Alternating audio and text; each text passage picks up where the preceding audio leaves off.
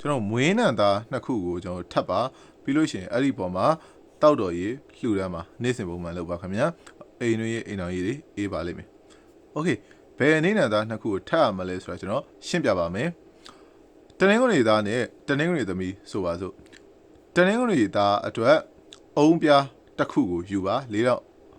ပုံစံလေးလုပ်ပါတော့နောက်ပြီးလို့ရှိရင်တနင်္ဂနွေသမီးအတွက်လည်းအုံးပြားတစ်ခုကိုယူပါ၄တောင်ပုံစံလေးလုပ်ပါအဲ့ဒီဟာနှစ်ခုကိုထပ်ပြီးတော့ connect ကပ်ပါပြီးလို့ရှိရင်အဲ့ဒီပေါ်မှာအမြဲတမ်းဖျားကို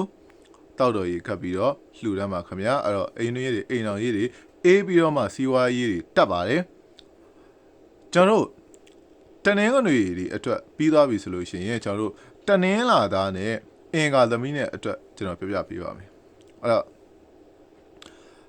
တနင်္လာသားနဲ့အင်္ဂါသမီးတော့တနင်္လာသားဆိုတော့ကျွန်တော်တို့ဒီခန်းကောအပြားပေါ့လေနော်ဆိုတော့ခန်းကောအပြားယူမယ်၄တောင်ပုံစံလေးလုပ်မယ်နောက်ပြီးလို့ရှိရင်ကျွန်တော်တို့အင်္ဂါဖြစ်တဲ့ကျွန်တော်တို့ဇီးသားယူမယ်၄တောင်ပုံစံလေးလုပ်မယ်အဲ့ဒီနှစ်ခုကိုထပ်မယ်အဲ့တော့အမျိုးသမီးရဲ့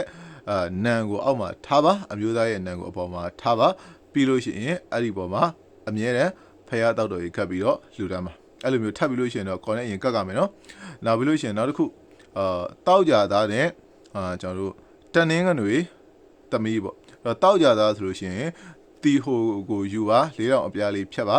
နောက်ပြီးလို့ရှိရင်တနင်္ဂနွေဖြစ်တဲ့အုံးပြားကိုယူပါ၄တောင်လေးဖြတ်ပါအဲ့ဒီနှစ်ခုကို connect ကတ်ပါယောက်ျားလေးရဲ့မွေးနှောင်အပေါ်မှာထားပါမိန်းကလေးရဲ့မွေးနှောင်အောက်မှာထားပါပြီးတော့မှအဲ့ဒီပေါ်မှာအမြဲတမ်းဖျားကိုတောက်တော်ရေးကတ်လှူပူဇော်ပါအဲ့တော့အမြဲတမ်းအိမ်အေးပြီးတော့မှစီဝါရေးတွေတက်ပါလိမ့်မယ်ခင်ဗျာโอเคအဲ့ဒီအသားတွေအပြားတွေရှာလို့ခတ်ရင်ဘယ်လိုလုပ်မလဲကျွန်တော်တို့ပတိလုတ်တဲ့ဆိုင်တွေမှာကျွန်တော်တို့မှားလို့ရပါတယ်ခင်ဗျာအဲ့တော့ကျွန်တော်မိတ်ဆွေတွေတခြားလုတ်ပေးမယ်ဆိုလို့ရှိရင်တော့အိမ်အေးပြီးတော့မှစီဝါတက်ပါလိမ့်မယ်ခင်ဗျာ